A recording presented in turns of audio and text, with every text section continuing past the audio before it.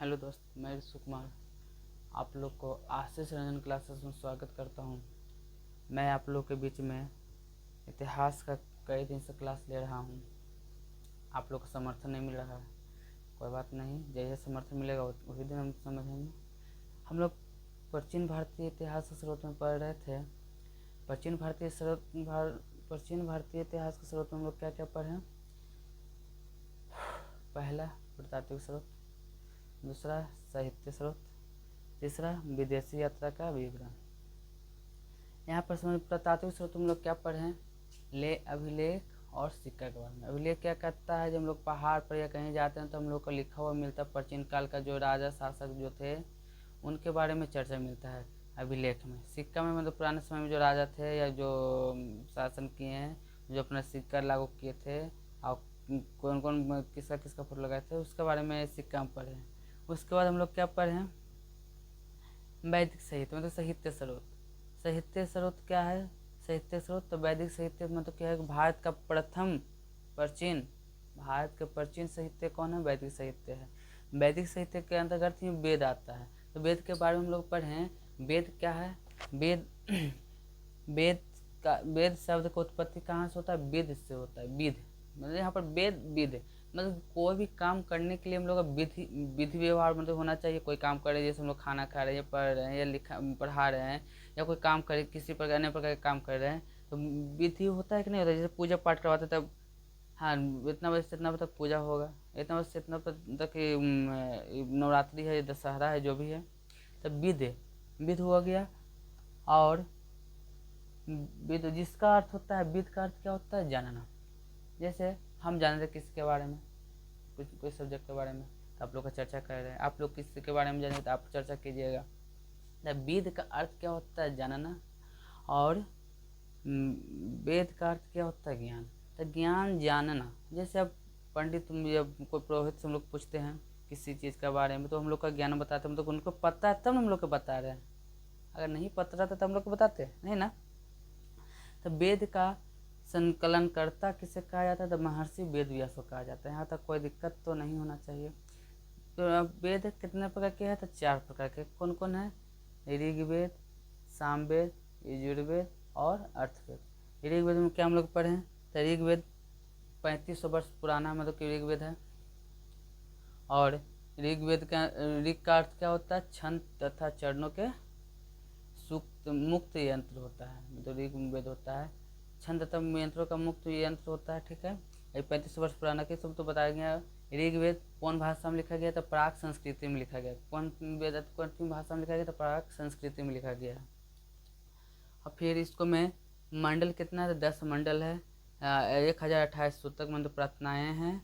और 10 से 462 क्या है? ऋचाएँ हैं, मतलब मंत्र है। यहाँ तक कोई दिक्कत पूछेगा कि ऋग्वेद में कितना मंत्र है? 10,462 मंत्र है, 1028 प्रार्थना है और 10 मंडल है। महर्षि वेद व्यास के अनुसार, महर्षि मतलब विश्वामित्र के अनुसार तीसरा मंडल में किसको रखा गया? तो सूर्य मंडल, सूर्य भगवान को रखा गया। ठीक है, ये तो समझ समझावल है। यजुर्वेद, यजु मतलब होता है यज्ञ। यज्ञ के जो विधि विधान के बारे में बतलाएगा वो क्या कहलाएगा? यजुर्वेद कहलाएगा। ठीक है। सामवेद जानने का था कि सामवेद को भारतीय संगीत का रचनाकार भी कहा जाता है।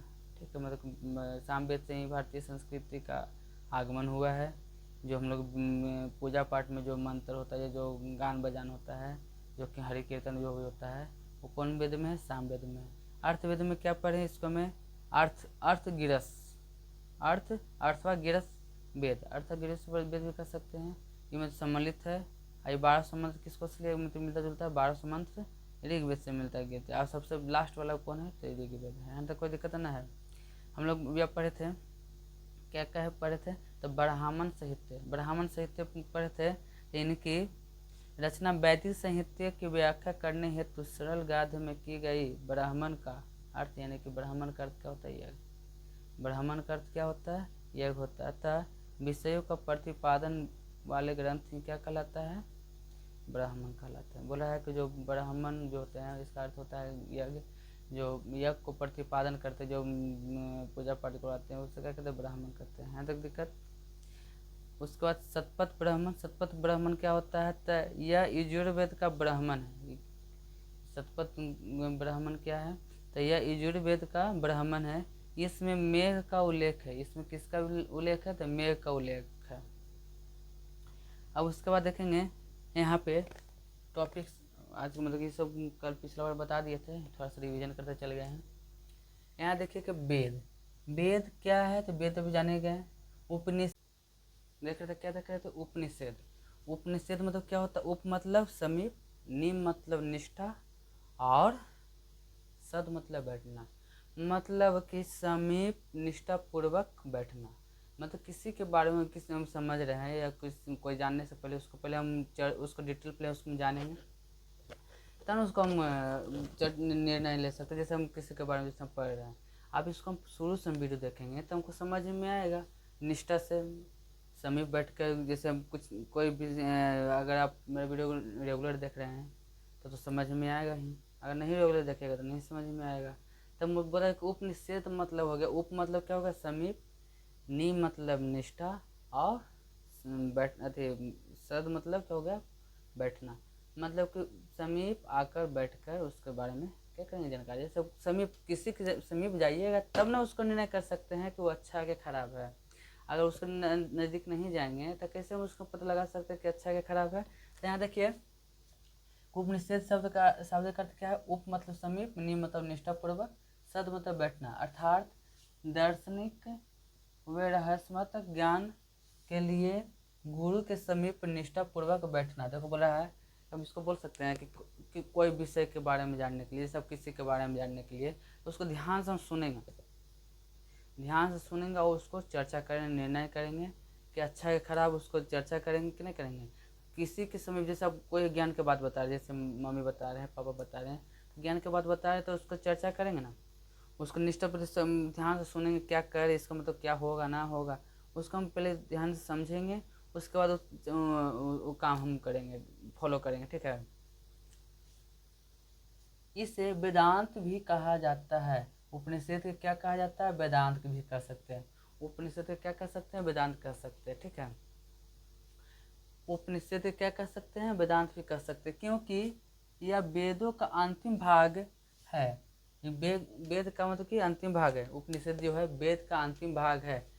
पहला वेद कौन है? ऋग्वेद, दूसरा यजुर्वेद, तीसरा सामवेद, चौथा अर्थवेद। ठीक, यहाँ तक दिक्कत? तब वेद का अंतिम भाग कौन है? उपनिषद है। मतलब किस उपनिषद कोई के बारे में हम उपनिषद दे दिए कि अच्छा है खराब है, उपनिषद हो गया। ठीक है, उपनिषद मतलब क्या कि उसके बारे में हम बतला दिए कि वो अच्छा है। अच्छा तो उसको पहले हम, ठीक, हम तो बोल दें कि वो अच्छा है, ठीक, तो आप उसको पहले परखिएगा तब ना कहें कि वो अच्छा है खराब है। अब किसी को बोले कौवा कान लेके जा रहा है तो कौवा देखेंगे पहले, कान देखेंगे तो पहले कान के देखेंगे। तो उसी प्रकार बोला है कि उपनिषद जो है वेद का अंतिम भाग है। ठीक है, वेद का अंतिम भाग है, यहाँ तो कोई दिक्कत। उपनिषद को हम लोग वेदांग भी कहते हैं। क्या कहते हैं? वेदांग कहते हैं। क्या कहते हैं? वेदांत कहते हैं, सॉरी वेदांत कहते हैं। यह अंतिम पद है। इनका संबंध दर्शन शास्त्र, आत्मा, ब्रह्मन, ब्रह्मांड, विज्ञान, नैतिकता की चर्चाएं हैं। उपनिषद में किसको किसको चर्चा किया है? तो आत्मा के बारे में। आत्मा प्रचंड मतलब कि आत्मा कभी मरता नहीं है। जैसे बोला कि दुख के अथी अपना वही होता है, अपना वही होता है जो हॉस्पिटल के गेट पर, कोर्ट के गेट पर और मुसीबत की घड़ी जो खड़ी रहता है वही अपना है। वरना तो सब कहते हैं कि हमको काहे नहीं बताया समय बीतला के बाद। ठीक है, सब सब समय करवाता है, आदमी नहीं करवाता, सब समय करवाता है। तो मतलब किसको किसको चर्चा करेगा? दर्शन, इसका संबंध किसको किसको से है? तो आत्मा से है, ब्रह्मन से है, ब्रह्मांड से है, विज्ञान से है और नैतिकता से की चर्चा की गई है।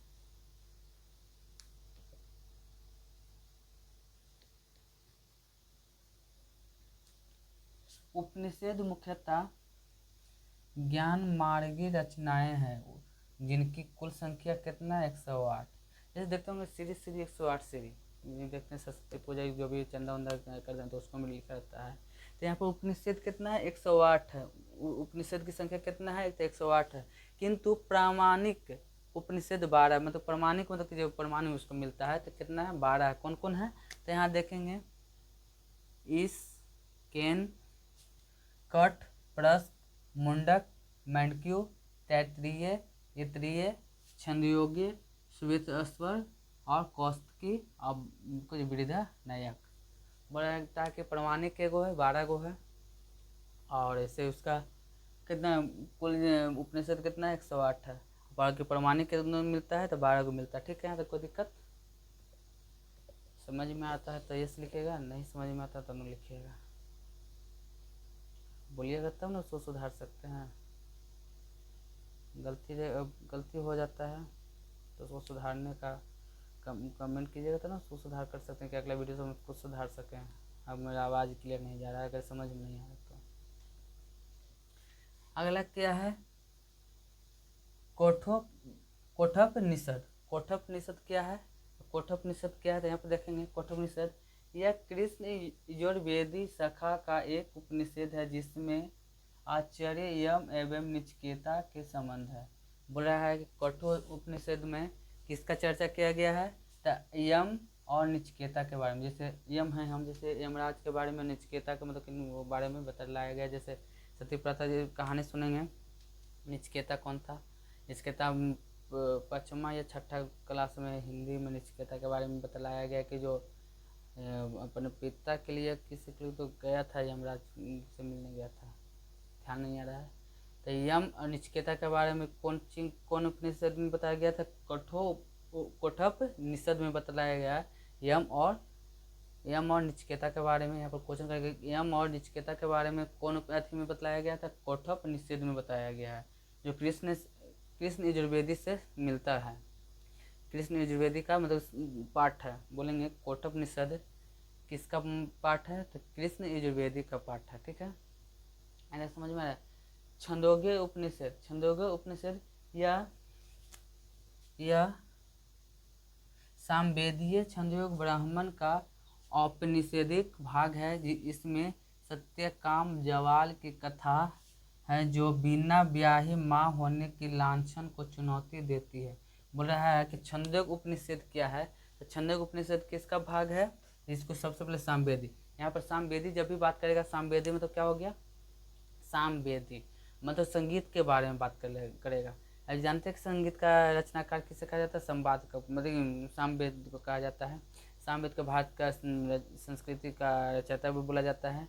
तो बोल रहा है कि यहाँ पे कि छंदो उपनिषद जो है सामवेदी छंदोग ब्राह्मण का औपनिषदिक भाग है। औपनिषदिक भाग किसका है, तो सामवेदी छंदोग ब्राह्मण का औपनिषदिक भाग है। इसमें सत्यकाम जवाल की कथा, जिसको हमें कौन कौन कथा मिलता है, सत्यकाम जवाल की कथा और बिन ब्याहे माँ के होने के मतलब लांछन का चुनौती देता है। बोलेगा बिन ब्याहे माँ के लांछन की चुनौती कौन देता है, तब कौन देता है, छंदोग उपनिषद देता है।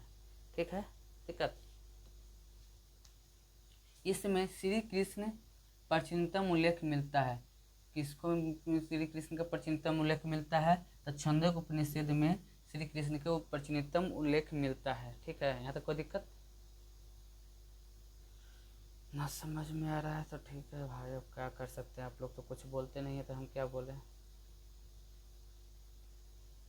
समय समय की बात है। बोले छंदोग उपनिषद क्या है, तो छंदोग उपनिषद इसको में किसको बात किया गया है, तब किसका भाग है, तो औपनिषदिक का भाग है। किसका भाग है, औपनिषदिक का भाग है। इसमें सत्यकाम जवाल की कथा मिलता है। इसमें किसको कथा मिलता है, तो सत्यकाम जवाल की कथा। यहाँ पर क्वेश्चन करेगा कि सत्यकाम जवाल की कथा किसको मिलता है, तो छंदोग्य उपनिषद में मिलता है। किसको मिलता है, छंदोग्य उपनिषद में मिलता है। किसको, सत्यकाम जवाल की कथा मिलता है। और बिन ब्याहे माँ की मतलब की लांछन की चुनौती मिलता है। और इससे किसका उल्लेख मतलब कि श्री कृष्ण के प्रचितम उल्लेख मिलता है। किसको मिलता है, तो छंदोग उपनिषद में मिलता है। ठीक है, यहाँ तक दिक्कत। शंकराचार्य ने आरंभिक 10 उपनिषद पर भाष्य लिखे हैं, मतलब भाष्य लिखे हैं। ठीक, मतलब शंकराचार्य जो थे